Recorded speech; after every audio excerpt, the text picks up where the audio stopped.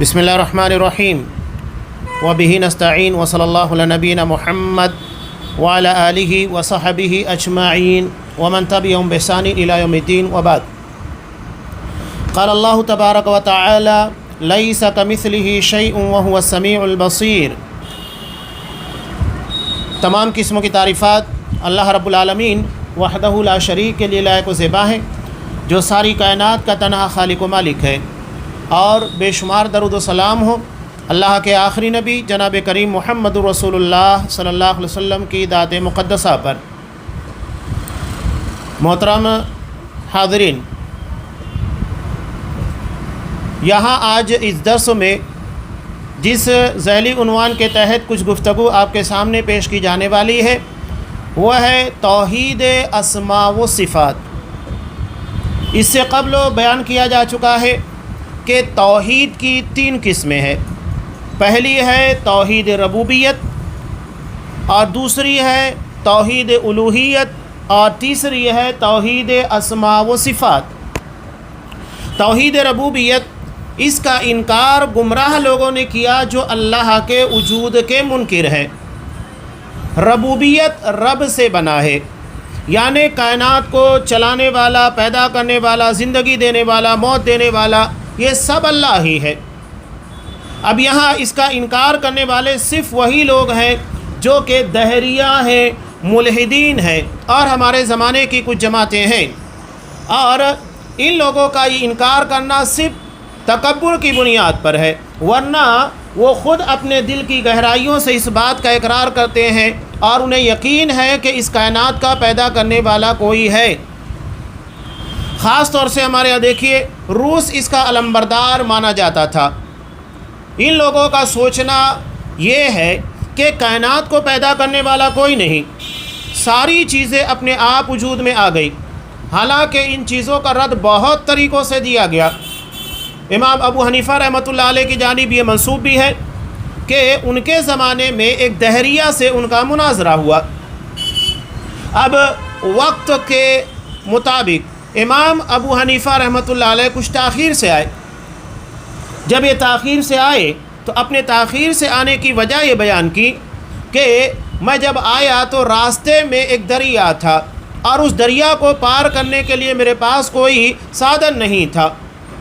میں نے دیکھا کہ اچانک وہاں ایک پودا لگا، پودا تھوڑی ہی دیر میں بڑا سا درخت بن گیا، اور درخت بننے کے بعد وہ اپنے آپ کٹنے کے بعد اس کے پشتے تیار ہو گئے، اور اس سے ایک بہترین کشتی تیار ہوئی، اور وہ کشتی خود بخود مجھے دریا پار کرا دی۔ تو وہ دہریہ کہنے لگا ناممکن ہے کہ ایک درخت اپنے آپ پیدا ہو جائے، اپنے آپ بڑا ہو جائے تھوڑی دیر میں، اور بڑا ہونے کے بعد اچانک وہ کٹے، اور کٹنے کے بعد خود بخود اس کی کشتی تیار ہو جائے۔ تو امام صاحب نے کہا کہ تو مناظرہ ہار چکا ہے۔ اس نے کہا کہ ابھی تو مناظرہ شروع نہیں ہوا، تو میں ہارا کیسے؟ تو امام صاحب نے کہا کہ جب ایک درخت اپنے آپ پیدا نہیں ہو سکتا، اپنے آپ کٹ نہیں سکتا، اپنے آپ اس کی کشتی تیار نہیں ہو سکتی، کشتی خود بخود مجھے دریا پار نہیں کرا سکتی، تو یہ پوری کائنات اپنے آپ کیسے پیدا ہو سکتی ہے؟ یہ کیسے ممکن ہے کہ یہ کائنات کا کوئی پیدا کرنے والا نہ ہو، اپنے آپ ساری چیزیں پیدا ہو جائیں؟ ناممکن ہے، اور یہ حقیقی بات ہے، دنیا کا ہر انسان اسے تسلیم کرتا ہے۔ اب روس کے اندر ایک کلاس کے اندر ٹیچر پڑھاتے وقت کہہ رہا تھا، کہا کہ میں بھی پیدا کر سکتا ہوں۔ اب اس نے گوشت کا ایک ٹکڑا منگایا، ٹکڑا منگانے کے بعد اس نے کیا کیا، اسے ایک بوٹل کے اندر بند کر کے رکھ دیا۔ اب وہ گوشت تھا، کچھ دن کے بعد وہ گوشت سڑ گیا، سڑنے کے بعد اس میں کیڑے پیدا ہو گئے۔ تو کہا کہ دیکھو میں نے بھی پیدا کیا۔ تو وہاں پر ایک مسلمان بچہ تھا، وہ کھڑا ہو گیا، کہا کہ ٹھیک ہے آپ نے پیدا کیا، اچھا یہ بتاؤ اس میں کتنے کیڑے ہیں اور کتنے نر مادہ ہے، یہ کب تک زندہ رہیں گے، اور ان کے کھانے کی ضرورت کیا کیا ہے؟ وہ جواب ہی نہیں دے پایا۔ اور پیدا اگر وہ کہہ رہا ہے کہ میں نے پیدا کیا، تو اگر گوشت نہیں ہوتا تو کیا اس کے بغیر وہ پیدا کر سکتا تھا؟ نہیں۔ اور اللہ تبارک و تعالیٰ نے اس کائنات کو پیدا کیا، عدم سے وجود بخشا ہے۔ کوئی چیز پہلے سے موجود تھی ہی نہیں کہ اس کے ذریعے سے کسی چیز کو پیدا کیا۔ یہ اللہ کی خلقت ہے۔ تو کچھ لوگ ہیں دہریہ الملحدین جو کہ اس بات کے دعوے دار ہیں کائنات کا پیدا کرنے والا کوئی نہیں، یہ کائنات اپنے آپ پیدا ہوئی، جبکہ یہ انتہائی جھوٹی بات ہے۔ اور دوسری قسم توحید کی ہے توحید الوہیت، یعنی عبادت میں معبود ہونے میں اللہ کو اکیلا ماننا، اور اسی کے اندر سب سے زیادہ اختلاف ہوا، اور تمام رسولوں کو خاص طور سے توحید الوہیت کی دعوت دینے کے لیے بھیجا گیا کہ صرف اللہ تبارک و تعالیٰ کی عبادت کی جائے، عبادت میں اللہ کے علاوہ کسی کو شریک نہ مانا جائے، صرف اکیلے اسی کی، اس کے ساتھ عبادت میں کسی کو شریک نہ ٹھہرایا جائے۔ تو اس کا انکار مخلوق کی اکثریت نے کیا۔ آپ صلی اللہ علیہ وسلم کے زمانے میں جو مشرکین تھے، یہ لوگ اللہ تبارک و تعالیٰ کو رب ہونے میں، یعنی کائنات کو پیدا کرنے میں، زندگی دینے، موت دینے اور بارش برسانے، ان تمام چیزوں کے اندر اکیلا مانتے تھے، لیکن عبادت میں اکیلا نہیں مانتے تھے، بلکہ وہ عبادت لات، منات، عزا، کعبۃ اللہ میں 360 بت رکھے تھے، ان کی عبادت کر رہے تھے اللہ کو چھوڑ کر۔ تو یہ توحید الوہیت، اس کا انکار مخلوق میں سے اکثر لوگوں نے کیا ہے، اور اسی کی خاطر اللہ نے اپنے رسولوں کو بھیجا اور توحید کی طرف دعوت دینے کے لیے کتابیں نازل کی۔ نئے اور پرانے تمام مشرکین نے اسی کا انکار کیا، اور اس کے انکار کی مثالیں موجود ہیں کہ انہوں نے درختوں کی، پتھروں کی، بتوں کی، قبروں کی، مزاروں کی عبادت کی۔ اور آج بھی آپ دیکھیے مسلمان کہنے والا جو کلمہ پڑھتا ہے لا الہ الا اللہ محمد رسول اللہ، کہ اللہ کے سوا کوئی معبود نہیں اور محمد صلی اللہ علیہ وسلم اللہ کے رسول ہیں، اور وہ بھی اللہ کو چھوڑ کر قبر والے سے مانگتا ہے۔ آج ہمارے افسوس ہوتا ہے کہ مسجدوں سے زیادہ ہمیں مزار اور قبریں آباد نظر آتی ہے، وہاں جا کر لوگ اپنی منتیں، اپنی حاجتیں، نذر و نیاز، کندوریاں، یہ ساری چیزیں کی جاتی ہیں۔ ایک مسلمان جو اللہ کی وحدانیت کا اقرار کلمے کے ذریعے کرتا ہے، افسوس ہوتا ہے کہ وہ نماز پڑھے یا نہ پڑھے، قربانی کرے یا نہ کرے، لیکن سال میں چند مرتبہ نذر و نیاز، فاتحہ اور قبروں کے پر چادر چڑھانا، کندوری یعنی بکرے کو قبر والے کے نام کے پر ذبح کرنا برابر کرتا ہے۔ کتنے افسوس کی بات ہے، یعنی کھلی ہوئی بغاوت، دھوکہ ہے۔ ایک طرف وہ یہ دعویٰ کر رہا ہے کہ اللہ کے سوا کوئی معبود نہیں، اور دوسری طرف وہ اللہ کو چھوڑ کر پتہ نہیں کن کن لوگوں کی عبادت کر رہا ہے، اور اس کے پر ترہ امتیاز یہ وہ کہتے ہیں یہ بدعتی، اور یہ مشرکین آج کے جو کلمہ گو مشرک ہے، کہتے ہیں کہ مسلمان کفر نہیں کر سکتا، شرک نہیں کر سکتا۔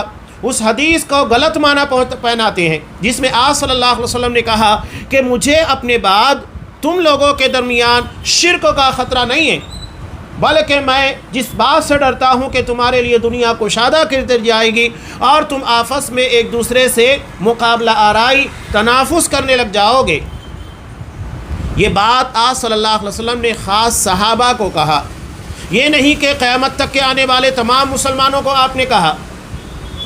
قرآن مجید تو صاف کہتا ہے سورہ یوسف میں وَمَا يُؤْمِنُ أَكْثَرُهُمْ بِاللَّهِ إِلَّا وَهُمْ مُشْرِكُونَ، بہت سارے لوگ ایمان لانے کے بعد بھی مشرک ہیں، کھلا قرآن مجید کہہ رہا ہے۔ تو بتاؤ یہ قرآن مجید کا دعویٰ غلط ہے؟ قرآن مجید نے جو بیان دیا کیا یہ غلط ہے؟ نہیں، یہ اپنی جگہ پر صحیح ہے۔ یہ مشرکین، یہ بدعتی قرآن اور حدیث کے معنی کو غلط طریقے سے پیش کرتے ہیں، اور اس کا مطلب یہ نہیں ہے کہ ان کا شرک معاف ہو جائے گا یا ان کی بدعتوں کو نظر انداز کر دیا جائے گا، ایسا نہیں ہے، بلکہ ان کی سزا انہیں بھگتنا ہے۔ اب یہاں توحید کی تیسری قسم ہے توحید اسماء و صفات۔ اسماء کہتے ہیں اسم کی جمع ہے، اسم کا مطلب ہوتا ہے نام۔ ہمارا نام ہوتا ہے نا، جس طرح ہر کسی کا اپنا اپنا نام ہے، تو اسی سے اسم سے بنا ہے۔ اسم کا مطلب نام، اور اسی کی جمع ہے اسماء، اور صفات یہ صفت کی جمع ہے۔ صفت یعنی خوبی، اچھائیاں۔ تو اللہ اپنے ناموں میں، اللہ کے بہت سارے نام ہیں، 99 نام ہم کو بتائے گئے، اور اس کے علاوہ بھی اللہ کے بہت سارے نام ہیں، صرف 99 ہم کو بتائے گئے ہیں۔ اس کا مطلب یہ نہیں ہے کہ اللہ کے صرف 99 ہی نام ہیں۔ مسند احمد کی روایت ہے جو ایک طویل دعا ہے آپ صلی اللہ علیہ وسلم جو بے بسی کے عالم میں اللہ کے سامنے مانگ رہے تھے تو اس میں کیا دعا مانگی تھی؟ اسألک بکل اسم هو لک سمیت به نفسک او انزلتہ فی کتابک او علمتہ احدا من خلقک او استأثرت به فی علم الغیب عندک، کہ اللہ میں تیرے ہر اس نام کے ذریعے سے تجھ کو پکارتا ہوں، تجھ سے دعا کرتا ہوں، مطالبہ کرتا ہوں جو تو نے اپنی ذات کے لیے رکھے ہیں، یا تو نے اپنی کتاب میں اس کو نازل کیا ہے، یا تو نے اپنی مخلوق میں سے کسی کو سکھایا ہے، یا اس کے علاوہ تو نے علم غیب کے اندر جسے ترجیحاً رکھا ہے کسی کو نہیں بتایا۔ تو اس دعا کے ذریعے معلوم ہوتا ہے جو مسند احمد کی روایت میں ہے کہ اللہ تبارک و تعالیٰ کے صرف 99 نام نہیں ہیں، 99 نام ہم کو بتائے گئے ہیں، اس کے علاوہ بہت سارے نام ہیں جو اللہ نے اپنی مخلوق میں سے کسی کو بتایا، کتاب میں نازل فرمایا، یا علم غیب کے اندر اسے ترجیحاً رکھا، کسی کو نہیں بتایا ہے۔ تو اللہ تبارک و تعالیٰ نے اپنے نفس کے لیے یا اس کے رسول نے جو صفات بیان کی ہیں ان کا اقرار کرنا، اور یہاں ہمارا جو موضوع بحث ہے وہ ہے توحید اسماء و صفات، یعنی اللہ اپنے نام اور اپنی صفات خوبیوں میں اکیلا ہے، اللہ کو اکیلا ماننا ہے۔ اور اللہ نے اپنے نفس سے یا اس کے رسول نے جن صفات نقص کی نفی کی ہے ان کی اللہ کی ذات سے نفی کرنا، جیسا کہ اللہ کے تعلق سے نفی کی گئی آیت الکرسی کے اندر۔ اللہ تبارک و تعالیٰ نے اس کے اندر کیا بیان کیا؟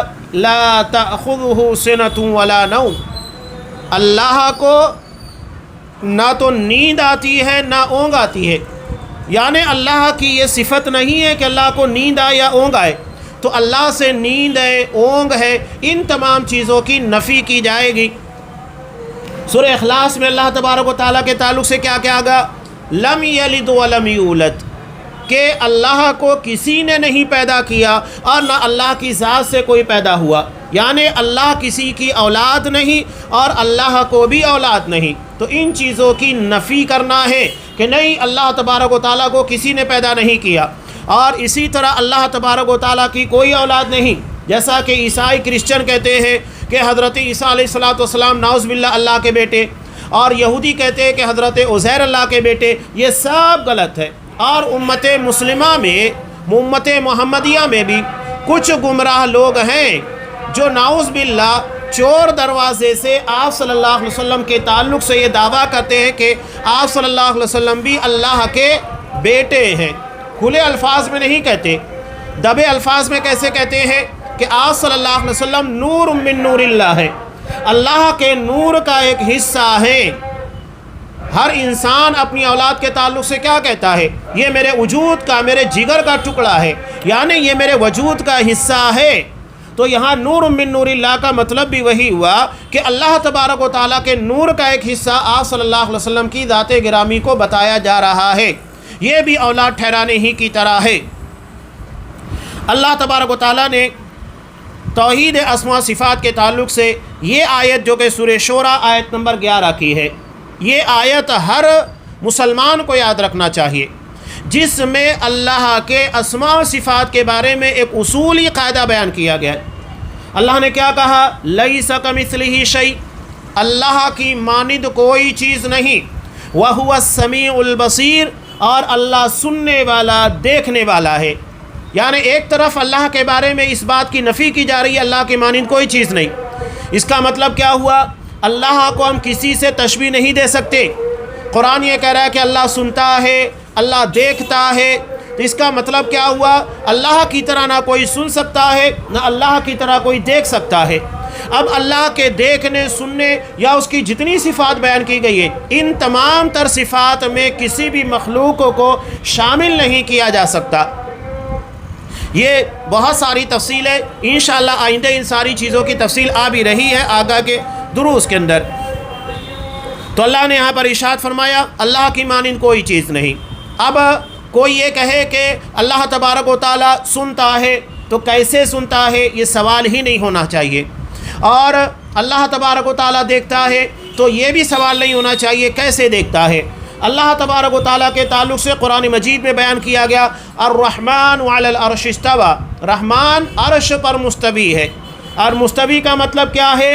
اعلی واستقر، یعنی اللہ عرش پر بلند ہوا، قرار پکڑے ہوئے ہے۔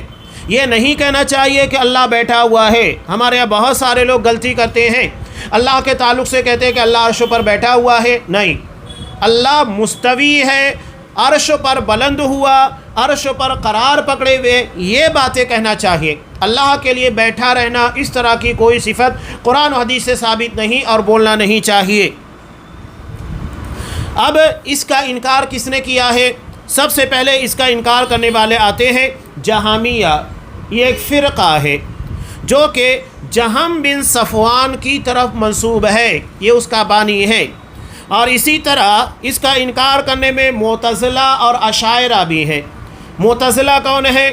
معتزلہ حقیقت میں اس کا جو بانی تھا، یہ جو فرقہ تھا، جو عقلیت پرست تھا، یعنی تمام چیزوں کو اپنی عقل کی روشنی میں تولنے سمجھنے کی کوشش کرتا تھا، حالانکہ اللہ کے اسماء و صفات اور غیبیات ایک ایسی چیز ہے جو ہماری عقل میں نہیں آتے، اور ان کو عقل میں لانا بھی نہیں چاہیے۔ ہماری عقل ناقص ہے۔ یہ اللہ تبارک و تعالیٰ کی جو اسماء و صفات ہے انہیں اپنے دائرے کے اندر نہیں لا سکتی ہیں، اور اگر کوئی لانے کی کوشش کرتا ہے یہ اس کی بے وقوفی، یہ اس کی جہالت ہے۔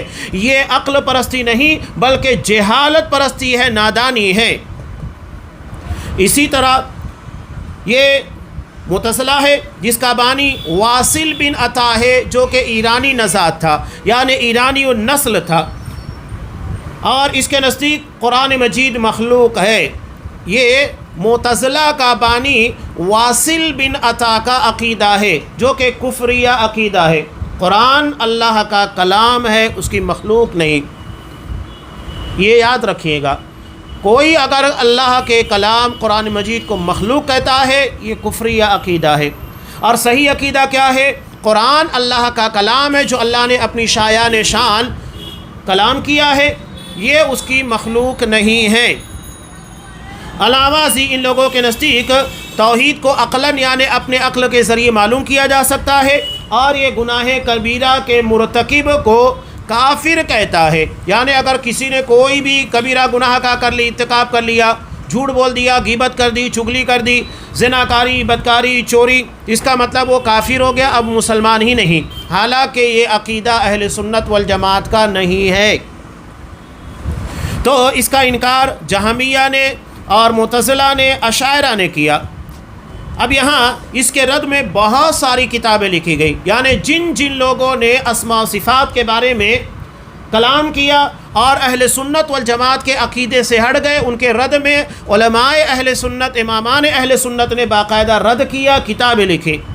سب سے پہلے اس باب میں آتا ہے حضرت امام احمد بن حنبل کی کتاب، جو انہوں نے جہمیہ کے رد میں لکھی تھی، مشہور تالیف ہے، اور ان کے بیٹے عبداللہ نے السنہ لکھی ہے، اور عبدالعزیز کنانی نے کتاب الحیدہ بشر المریسی کے رد میں تالیف کی۔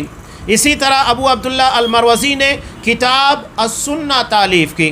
عثمان بن سعید نے کتاب الرد علی بشر المریسی تالیف کی۔ اسی طرح محمد بن خزیمہ جو صحیح ابن خزیمہ کے لکھنے والے ہیں اور اس کے اندر کتابوں کو جمع کیا ہے، امام ابن خزیمہ ہے، تو انہوں نے کتاب التوحید تالیف کی۔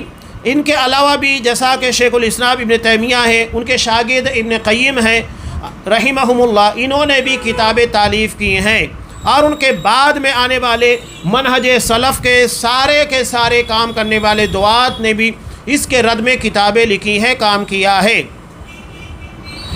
یہ جو صفات ہیں اللہ تبارک و تعالیٰ کی، جو صفات ہیں، تو اس میں اس کا انکار کرنے میں عرب کے بعض مشرکین ہیں، جن کے بارے میں اللہ تبارک و تعالیٰ نے ارشاد فرمایا کہ كَذَلِكَ أَرْسَلْنَاكَ فِي أُمَّةٍ قَدْ خَلَتْ مِن قَبْلِهَا أُمَمٌ لِتَتْلُوَ عَلَيْهِمُ الَّذِي أَوْحَيْنَا إِلَيْكَ وَهُمْ يَكْفُرُونَ بِالرَّحْمَنِ، سورہ رات آیت نمبر 30۔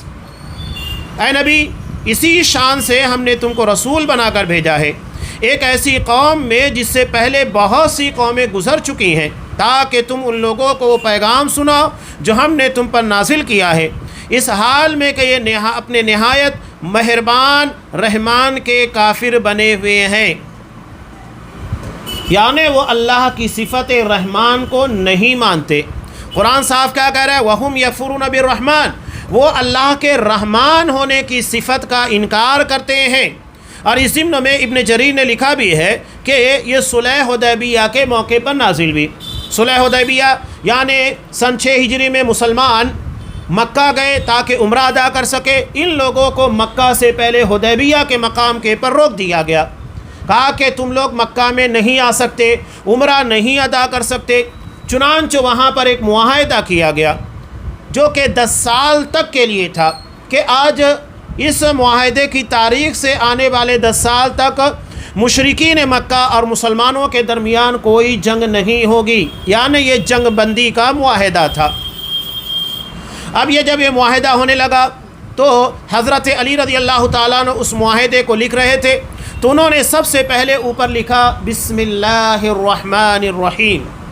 تو اس وقت تو سہیل بن عمرو اس نے انکار کیا، مشرکین مکہ نے اس کا انکار کیا، کہا کہ اللہ کو ہم جانتے ہیں۔ مشرکین مکہ اللہ کا انکار نہیں کرتے تھے، انہیں اللہ کی صفات اور اللہ کی اکیلے عبادت کرنا اس بات کے بارے میں اعتراض تھا۔ چنانچہ لوگوں نے کہا کہ ہم اللہ کو جانتے ہیں، لہذا بسم اللہ لکھا جائے، یہ رحمان اور رحیم کیا ہم نہیں جانتے۔ انہوں نے اللہ کی 2 صفتوں کا انکار کیا، رحمان اور رحیم کا۔ اسی کو قرآن مجید نے کہا وَهُمْ يَكْفُرُونَ بِالرَّحْمَانِ، وہ رحمان کا انکار کرتے کہ اللہ کی صفت یہ نہیں ہے۔ اور اس ضمن میں ایک دوسری روایت ہے جسے ابن جریر نے حضرت ابن عباس رضی اللہ تعالیٰ عنہ سے بھی روایت کیا ہے کہ رسول اللہ صلی اللہ علیہ وسلم صرف ایک الہ کی طرف دعوت دیتے ہوئے کہتے یا رحمان یا رحیم۔ تو مشرکین نے اعتراض کیا، ان کا گمان ہے کہ یہ مشرکین کا اعتراض ہے جو نقل کیا جا رہا ہے، وہ آپ صلی اللہ علیہ وسلم کے بارے میں کہہ رہے ہیں کہ ان کا گمان ہے یعنی محمد صلی اللہ علیہ وسلم کا کہ وہ ایک الہ کی دعوت دیتے ہیں، یعنی ایک ہی معبود ہے جو اللہ تبارک و تعالیٰ ہے، حالانکہ وہ خود 2 کو پکارتے ہیں۔ یعنی 2 کو پکارنے کا مطلب کیا؟ رحمان اور رحیم 2 کو پکارتے ہیں۔ تو اللہ تعالیٰ نے یہ آیت نازل فرمائی قُلِ ادْعُوا اللَّهَ أَوِ ادْعُوا الرَّحْمَنَ أَيَّمَّا تَدْعُوا فَلَهُ الْأَسْمَاءُ الْحُسْنَى، سورہ بنی اسرائیل آیت نمبر 110۔ کہا اے نبی ان سے کہو اللہ کو کہہ کر پکارو، یعنی اللہ کو پکارو یا رحمان کہہ کر پکارو، جس نام سے بھی پکارو اس کے لیے سب اچھے نام ہیں، یہ اللہ کے نام ہے۔ اب یہاں پر مثال دیکھیے بات کو سمجھنے کے لیے، ہمارے یہاں جیسا لوگ ڈگریاں حاصل کرتے ہیں، ڈگریاں، اب مثال کے طور پر ایک شخص عالم بھی ہوتا ہے، فاضل بھی ہوتا ہے، یعنی وہ عالمیت کے آگے کی ڈگری حاصل کی ہوئے فضیلت۔ اب اس کے آگے بھی بہت ساری ڈگریاں ہیں، ایم اے، ماجسٹر ہے اور دکتورا ہے یعنی پی ایچ ڈی کرنا، یہ الگ الگ ڈگریاں ہیں۔ اب ایک شخص اگر پی ایچ ڈی ہولڈر ہو جاتا ہے تو اس کا مطلب یہ ہے کہ اس کے پاس عالمیت کی، فضیلت کی، تخصص کی یعنی ماجسٹر کی، اور اس کے بعد پی ایچ ڈی جو سب سے اونچے لیول کی ڈگری مانی جاتی ہے دکتورا کی، وہ ہے۔ یعنی اس کا مطلب اس کے اندر کئی ساری خوبیاں جمع ہو گئی کہ وہ عالم بھی ہے، فاضل بھی ہے، متخصص بھی ہے اور دکتور بھی ہے۔ تو اس کا مطلب یہ نہیں ہوا کہ 4 اس کی صفات ہے تو وہ 4 آدمی بن گیا ہے، بلکہ ایک ہی آدمی کی 4 خوبیاں ہیں اور اس کے اندر 4 طرح کی ڈگریاں پائی جاتی ہیں۔ 4 الگ الگ ڈگریوں کا مطلب یہ نہیں کہ وہ 4 الگ الگ آدمی ہو گیا ہے اور یہ 4 الگ الگ لوگ ہیں، ایسا نہیں ہے، بلکہ ایک ہی آدمی کی یہ 4 خوبیاں ہیں۔ تو انسانوں کی یہ مثال ہے۔ اب اللہ تبارک و تعالیٰ جو انسان اور اپنی تمام مخلوقات سے ماورا ہے اور جس کی 99 صفات ہمیں بیان کی گئی اور اس کے علاوہ بھی ہیں، تو اللہ کی یہ ساری کے ساری خوبیاں ہیں، وہ ذات کے اعتبار سے اکیلا ہے، صفات اس کی بہت ساری ہیں، لیکن صفات کے بہت ساری ہونے کا مطلب یہ نہیں کہ اللہ تبارک و تعالیٰ اتنا ہو چکا ہے، 99 ہو گیا ہے یا اس سے زیادہ ہو گیا ہے، جیسا کہ مشرکین مکہ نے فضول اعتراض کرتے ہوئے کہا کہ 2 کو پکارتے ہیں یعنی رحمان اور رحیم دونوں کو، یہ غلط ہے۔ اسی کو اللہ نے کہا کہ قُلِ ادْعُوا اللَّهَ أَوِ ادْعُوا الرَّحْمَنَ، اللہ کو پکارو یا رحمان کو پکارو، یہ دونوں کے دونوں اللہ تبارک و تعالیٰ کے ہی نام ہے، اللہ ہی کی صفات ہے رحمان۔ اسی طرح اللہ تبارک و تعالیٰ نے سورہ فرقان آیت نمبر 30 میں ارشاد فرمایا کہ وَإِذَا قِيلَ لَهُمُ اسْجُدُوا لِلرَّحْمَنِ قَالُوا وَمَا الرَّحْمَنُ، جب ان لوگوں سے کہا جاتا ہے کہ رحمان کو سجدہ کرو، یعنی اسی کے سامنے جھکو، وہی تمہارا معبود ہے، اس کے علاوہ تمہارا کوئی معبود نہیں ہے، اسی کے سامنے سجدہ ریز ہونا ہے، تو یہ لوگ کیا کہتے ہیں؟ وَمَا الرَّحْمَنُ، یہ رحمان کیا ہے؟ یعنی اللہ کی صفت رحمان کا انکار کرتے ہیں۔ تو یہ سب اللہ کے اسماء و صفات کے انکار میں جہمیہ اور اشاعرہ کے سلف ہیں، یعنی مشرکین مکہ سے ہی اللہ کی صفات کے انکار کرنے کا جواز ان لوگوں نے لیا، جو کہ جہمیہ اور اشاعرہ فرقے والے ہیں۔ کتنے برے سلف اور کتنے برے خلف ہیں۔ سلف یعنی مشرکین مکہ، خلف یعنی اشاعرہ اور جہمیہ جو ان کے عقیدے کے مطابق چل رہے ہیں اور صفات کا انکار کر رہے ہیں۔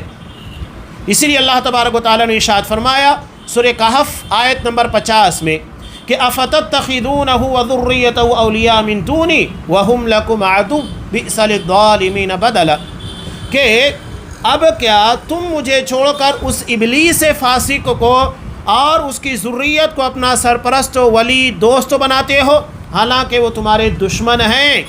بڑا ہی برا بدلہ ہے جسے ظالم لوگ اختیار کر رہے ہیں۔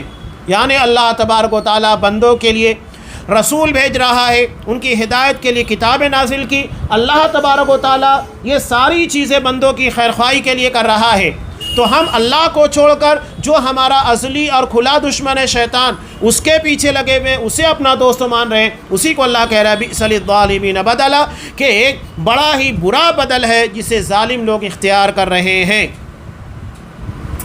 اب آگے صاحب کتاب شیخ صالح الفوزان حفظہ اللہ بیان کرتے ہیں کہ رہ رسول اور ان کے متبعین، یعنی آپ صلی اللہ علیہ وسلم اور آپ صلی اللہ علیہ وسلم کے طریقے پر چلنے والے امت محمدیہ کے افراد، تو یہ سارے کے سارے اللہ تبارک و تعالیٰ کے تعلق سے ویسی ہی صفات بیان کرتے ہیں جیسا کہ اللہ نے بیان کی ہیں، جو اللہ نے اپنے نفس کے لیے بیان کی، انہی ساری صفات اور انہی تمام خوبیوں کو یہ لوگ مانتے ہیں اور اس میں کسی بھی قسم کا انکار نہیں کرتے ہیں۔ یہ اہل سنت والجماعت کا عقیدہ ہے۔ اب آگے یہ بیان کر رہے ہیں جو لوگ اللہ تبارک و تعالیٰ کی صفات کا انکار کرتے ہیں۔ اس تعلق سے حضرت عبداللہ ابن عباس رضی اللہ تعالیٰ عنہ کی روایت ہے کہ انہوں نے ایک شخص کو دیکھا کہ جب اس نے رسول اللہ صلی اللہ علیہ وسلم کی اللہ کی صفات کے بارے میں حدیث سنی تو اس کا انکار کرتے ہوئے اپنے دل میں اضطراب محسوس کیا۔ یہ حضرت عبداللہ ابن عباس رضی اللہ تعالیٰ عنہ کہہ رہے ہیں۔ تو انہوں نے فرمایا ان میں کیا فرق ہے؟ جو محکم آیت پر رکت طاری کر لیتے ہیں، محکم یعنی جو بالکل واضح آیات ہے، اور متشابہ آیات پر ہلاک ہو جاتے ہیں، یعنی جس میں اللہ کی صفات بیان کی گئی ہے یہ متشابہ آیات ہیں، انسان جسے اپنے عقل کی روشنی میں نہیں لا سکتا ہے۔ ان کا اشارہ ان لوگوں کی جانب تھا جو ان کی مجلس میں حاضر ہوتے ہیں، جب وہ اللہ کی صفات کے بارے میں واضح دلائل سنتے ہیں تو ان پر خوف طاری ہوتا ہے اور منکرین کی طرح کانپ اٹھتے ہیں۔ انہی لوگوں کے بارے میں اللہ کا فرمان ہے فَأَمَّا الَّذِينَ فِي قُلُوبِهِمْ زَيْغٌ، کہ وہ لوگ جن کے دلوں میں زیغ یعنی ٹیڑھا پن ہے، کجی ہے، فَيَتَّبِعُونَ مَا تَشَابَهَ، تو یہ لوگ متشابہ آیتوں کے احکامات کے پیچھے پڑتے ہیں کہ اللہ تبارک و تعالیٰ عرش پر مستوی ہے تو کیسے مستوی ہے، یہ سوال نہیں ہونا چاہیے۔ اللہ سنتا ہے تو کیسے سنتا ہے، اللہ دیکھتا ہے تو کیسے، کہ اپنی مخلوقات کی طرح نہیں۔ یہ متشابہات ہے، ہمیں جتنا جتا دیا گیا، جیسے بتا دیا گیا، چپ چاپ اسی کو ماننا ہے۔ لیکن جو لوگ ان ساری چیزوں سے ہٹے ہوئے ہیں، اسی کے یہ متشابہ کے پیچھے پڑ کر اپنا ایمان اور ان ساری چیزوں کو معرض خطر میں ڈالتے ہیں۔ آگے شیخ صالح الفوزان حفظہ اللہ بیان کرتے ہیں کہ صفات کی احادیث کا انکار جہمیہ، معتزلہ اور اشاعرہ جیسے بدعتیوں نے کیا، جو قریش کے مشرکین کے منہج پر چلے، وہ قریش جنہوں نے رحمان کا انکار کیا اور اللہ کے اسماء میں الحاد سے کام لیا، جیسا کہ اللہ تبارک و تعالیٰ کا ارشاد ہے وَلِلَّهِ الْأَسْمَاءُ الْحُسْنَى فَادْعُوهُ بِهَا وَذَرُوا الَّذِينَ يُلْحِدُونَ فِي أَسْمَائِهِ سَيُجْزَوْنَ مَا كَانُوا يَعْمَلُونَ، کہ اللہ کے اچھے نام، اللہ اچھے ناموں کا مستحق ہے، اس کے اچھے ہی ناموں سے پکارو، اور ان لوگوں کو چھوڑ دو جو اس کے ناموں میں راستی سے یعنی صحیح طریقے سے، صحیح منہج سے انحراف کرتے ہیں، منحرف ہو جاتے ہیں۔ جو کچھ وہ کرتے رہے ہیں اس کا بدلہ وہ پا کر رہیں گے۔ قرآن نے صاف بیان کر دیا۔ اب یہاں قرآن نے صاف طور پر کہا کہ ملحد لوگ یعنی جو اللہ کے اسماء و صفات کے بارے میں الحاد سے کام لیتے ہیں، ہمیں ان لوگوں کے پیچھے نہیں پڑنا ہے، بلکہ ان لوگوں کا راستہ اختیار کرنا ہے جو کہ اللہ کے اسماء و صفات کے بارے میں انحراف، الحاد، ان تمام چیزوں سے محفوظ ہیں۔ تو یہ اللہ کے اسماء و صفات کے تعلق سے کچھ اہم اور بنیادی باتیں تھیں جو صاحب کتاب نے بیان کی ہے۔ اب آگے انشاءاللہ آئندہ درسوں میں جو چیزیں آنے والی ہیں وہ ہے اللہ کے اسماء کے احترام کا وجود، یعنی اللہ کے جو اسماء و صفات ہے ان کا احترام کرنا واجب ہے۔ اگر کوئی نہیں کرتا ہے تو اس کا مطلب یہ ہے کہ اس کے اندر کفر کا شائبہ پایا جا رہا ہے۔ اللہ تبارک و تعالیٰ سے دعا ہے کہ ہمیں جس طرح توحید ربوبیت، توحید الوہیت میں اللہ نے صاف اور شفاف راستہ بتایا ہے رسول کے ذریعے، اپنی نازل کردہ کتاب کے ذریعے، اور اس کے پر ہمیں قائم رکھے ہوئے، اسی طرح اللہ توحید اسماء و صفات کے بعد میں بھی ہمیں منہج سلف کے پر قائم رکھے۔ جس طرح رسول نے اللہ کے اسماء و صفات کو بیان کیا، اس پر عقیدہ رکھنے کا حکم دیا، جیسا صحابہ رکھتے تھے، اسلاف رکھتے تھے، ہمیں بھی اسی طرح ایمان و یقین رکھنے کی توفیق عنایت فرما۔ الحاد اور کفر و شرک اور انکار، ان تمام چیزوں سے ہمیں محفوظ رکھ۔ آمین۔ وآخر دعوانا ان الحمد للہ رب العالمین۔